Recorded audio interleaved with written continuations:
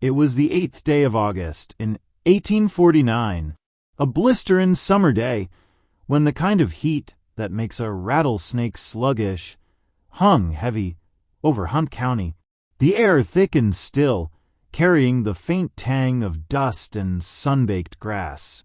My older brother Henry and I saddled our horses, leading a couple of sturdy pack horses loaded with provisions.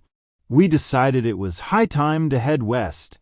Henry, newly sworn into the Texas Rangers, had been called to Austin to report for duty. Whispers of trouble along the Rio Grande had reached our ears. A dispatch was sent, summoned him to join the effort in protecting settlers near Corpus Christi. The journey wasn't just about answering the call of duty. It was about laying claim to a life forged on the edge of the wild.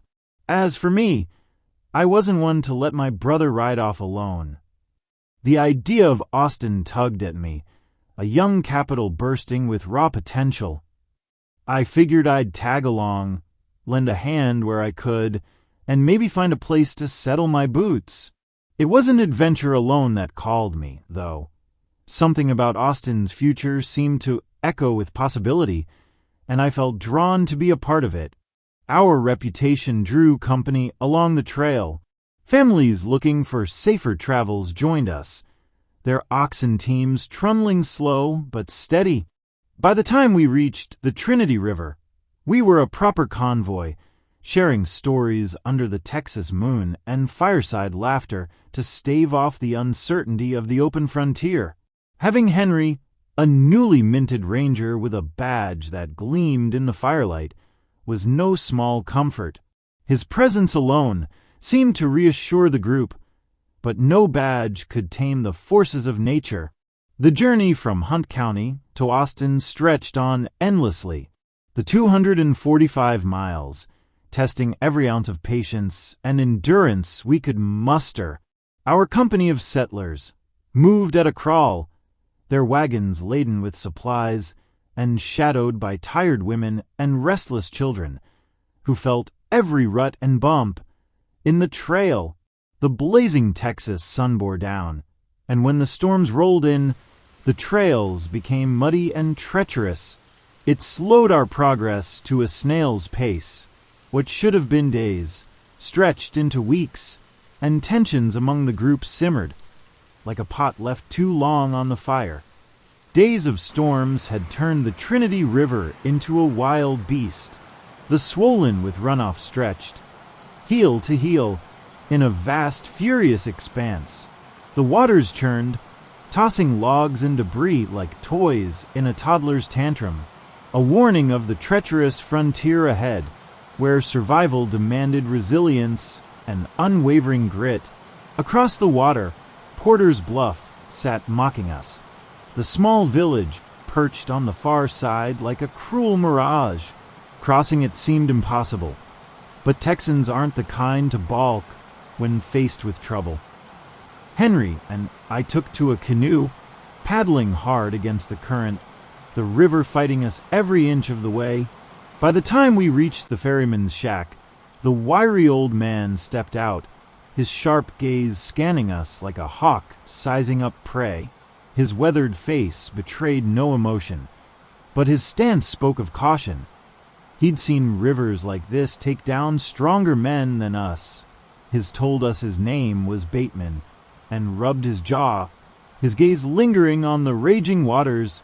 "Don't much fancy taking the boat out in this mess, fellas," he said, his tone heavy with hesitation. Henry stiffened beside me, his eyes narrowing like a gunslinger squaring off at high noon. "Can't wait," he said, his voice sharp with urgency. "I've got ranger orders waiting in Austin, and this river won't be the thing to hold me back." The ferryman shook his head, his lip curling as if the weight of foolish ambition pressed on him. "If you're dead set on it, I'll take you, but it won't be easy. You'll pay $5 a wagon." Henry interrupted and said, "We only have 4 horses. Well, then it will be 4, and you'll work harder than you ever have to keep us from drowning." The air crackled between them. Henry's jaw clenched like a steel trap. "Whatever the cost," he snapped. The ferryman eyed him for a long moment, then glanced at the rising river, his sigh heavy enough to carry over the roar of the currents. "All right," he said finally, with the weariness of a man who knew what he was signing up for, but didn't like it one bit. "Don't say I didn't warn you." When Henry and I returned from striking a deal with the ferryman, the others gathered quickly, waiting for news. But as we explained the arrangement, each family would need to negotiate their own terms. The frustration was immediate and palpable. "What do you mean, each wagon?" one man demanded, his English heavily accented, his words pointed, more in tone than clarity. He gestured sharply, his hands emphasizing the gap left by language rather than closing it. Murmurs followed from others who shared his tongue, their raised voices knitting into a web of frustration and confusion. Henry stood firm, though I could see the muscle in his jaw tighten as he held back his growing impatience. "It's the ferryman's rules," he said. "We've done what we could to clear the way. You'll need to make your own deal." He sighed. "We can't spare more time. The Rangers are waiting on me in Austin." His words fell like stones in a river, barely rippling through the mounting discontent. A woman stepped forward, her expression strained, but pleading as she spoke a few words in broken English, her hands moving as if to bargain for her family. It was clear she didn't fully understand, and the language barrier only deepened the divide. "You'll work it out," Henry said, his tone firm but not unkind. "The ferryman's fair. If you're willing to do the work, he'll get you across. We've done what we could, but we've got our own duty." Henry's gaze didn't waver, his patience stretched thin. "We're pressed for time, and every minute counts now. If you want to cross, you'll have to work it out yourselves. That's the best I can do." I felt the weight of their stares as Henry turned back to the wagon, leaving the others to mutter among themselves, frustration thick in the air. It wasn't easy walking away, when the tension was as sharp as a drawn knife. But we didn't have much of a choice. Time wasn't something we had in abundance. Henry and I loaded the horses onto the barge. The ferryman was surrounded by immigrants trying to bargain their trips. My job was to keep our horses calm and steady, a task easier said than done. The horses snorted, picking up on our anxiety, their hooves scraping the planks as the barge. A wave slammed hard against the side of the boat. As we started, it drenching the wood, the horses shifted, the boat dipped and shuddered, a dangerous dance on the river's raging surface. I didn't have time or the concern to see if there was still a crowd on the bank. The barge moaned and shuddered beneath us. It dipped deeper into the swirling, murky waters. It slapped hard against its sides of the boat, making the horses move back and forth to gain their balance. Each wave surged up, like a living thing, sending an icy spray, crashing into their flanks. They flinched at every impact. I stepped to the middle of them, clutching their harnesses with white-knuckled hands. I tried to murmur in a low but steady voice. "Easy now, boys," I whispered. My own chest tightened, with every unpredictable twist of the current. It was as if the river itself had decided to test all of our nerves. We'd made it halfway, just far enough to feel the glimmer of hope, when disaster struck. A massive surge roared out of nowhere, slamming into the barge with the force of an angry bull.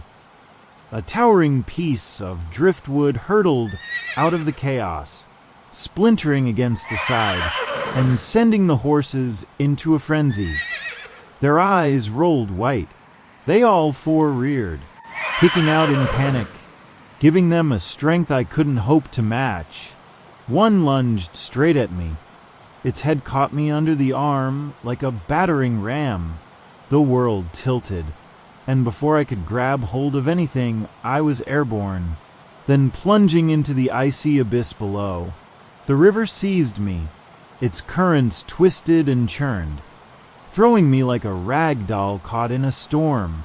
Every second, a battle to keep my head above the frigid abyss. The force battered my body. The pain in my chest burned the hottest where the horse's head had struck me. Each movement sent a sharp jolt of agony through my side as the raging water slammed me.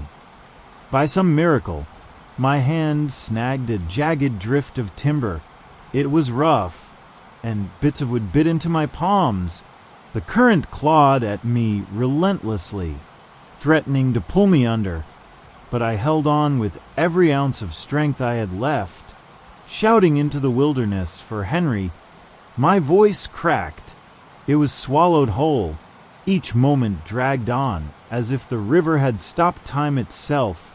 My body trembled, desperate for salvation, but none came. When salvation finally arrived, it seemed almost unreal. A man appeared in the mist, paddling a canoe with deliberate strokes, his silhouette cutting through the haze like a ghostly savior. The cold grip of despair eased, if only slightly, as his strong, calloused hands pulled me from the drifting timber. His voice, gruff yet steady, was a lifeline in the chaos as he transported me back to the barge. Relief washed over me. I saw the horses and Henry rushing toward me, his boots thudding against the planks with purpose. But my body betrayed me. I collapsed into the straw like a broken marionette, limbs heavy and shaking, barely holding together, before blackness swallowed me whole. "Will!" Henry's voice cut through the din, sharp with panic as he crouched beside me. I was dimly aware of him shouting for help, his hands gripping my shoulders as though he could will me back to life by sheer force. Moments later, he was running again, arranging for the village doctor to see me without delay. Dr. Edward Braithwaite arrived swiftly, a man of medium height with a short beard. His weary eyes spoke of long nights and harder days. "He's chilled to the bone," Braithwaite muttered as Henry and two others carried me into his small clinic. The room smelled faintly of herbs and tobacco, the walls adorned with shelves crammed full of vials and tools. Without hesitation, the doctor set to work, rolling up his sleeves and examining me with practiced precision. "The veins are too cold," Braithwaite murmured, shaking his head as he reached for a bottle of fiery brandy. With steady hands, he poured the liquid onto cloth and began rubbing it briskly against my skin, the heat searing against the frostbite that clung to me like a curse. A sputter escaped my throat when he tipped the bottle forward, pouring a harsh swallow of the brandy down my gullet. It burned like fury, forcing a cough that racked my battered ribs. The agony was like fire chasing out ice, a cruel but necessary revival. Henry stood close, his face etched with worry, and though his shoulders never slumped, I could see how heavily the moment weighed on him. He watched Braithwaite work tirelessly, pacing at times, his boots striking the wooden floor like drumbeats. "He's alive," the doctor said with a heavy sigh, "but it'll take time. Weeks, perhaps, for him to recover fully." For a moment, Henry didn't move, his expression locked in an unreadable mix of relief and frustration. Then, as if a switch had been thrown, he set to finding me a place to stay. It wasn't enough that Braithwaite had saved me. I needed care and shelter for the weeks ahead. Porter's Bluff, wasn't a town of grand accommodations, but Henry's persistence was unyielding. He found a widow named Clara Harper, a kind, soft-spoken woman with a knack for nursing, who agreed to take me in. Her house sat near the clinic, a humble dwelling shaded by sprawling oak trees and bustling with the soft hum of daily chores. Clara welcomed me with a warm smile and a bowl of broth, so fragrant it reminded me, briefly, of home. Braithwaite visited daily, his unwavering diligence pulling me through the worst days as Clara tended to the smaller tasks, cool compresses for the fever, and broth to keep my strength up. Her encouraging words when my spirits flagged. Henry stayed as long as he could, lingering until duty finally called him back to Austin. Before he left, Henry pulled Clara aside, slipping a few coins into her hand. He glanced back at me, his face unreadable, but his voice betraying a rare softness. "He's stubborn, this one," Henry whispered, thinking I couldn't hear him. He shook his head, and a crooked smile appeared. "But he's made of the tough stuff. But don't tell him I said that." The weight of his words settled on me, as heavy as the badge pinned to his chest. The weeks in Porter's Bluff crawled by like a sluggish river, congestive fever pinning me down and stealing every ounce of strength. Yet, under Clara's care and Braithwaite's quiet determination, the currents began to shift, carrying me toward recovery one small step at a time. By the time I was well enough to ride, I knew I couldn't leave without repaying my debts, not only to Braithwaite, but to Clara Harper as well.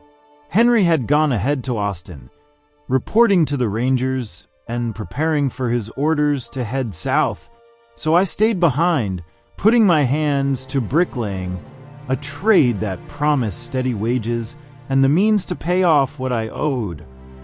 The frontier held its own challenges for Henry. The conflicts he faced stretched endlessly. His determination was unwavering. Frontier work was rarely swift, and the threats near Corpus Christi were no exception. On the Texas frontier, the line between life and death blurs in an instant. The simplest tasks, like crossing a river or calming horses, can turn deadly faster than a coyote with a busted leg. For the Banta brothers, the wilds tested their bravery and resolve at every turn. They learned, as all frontiersmen must, that it's not the hardships you face that define you, but how you rise to meet them. As Henry reminded Will, the trail's challenges aren't meant to break us, they're meant to prove we're stronger than we think. Thank you for riding the river with us. This tale of courage, brotherhood, and the unyielding spirit of Texas. If this story stirred something in your heart or brought the frontier alive for you, hit that subscribe button and ride with us for the next chapter in the Banta series. We can't thank you enough for your support. Until next time, keep your dreams bold and your determination steady. When the wild tests your mettle, remember to keep your head above the water and forge ahead with unwavering determination. The frontier doesn't yield to the faint of heart, but neither do those who rise to its challenges.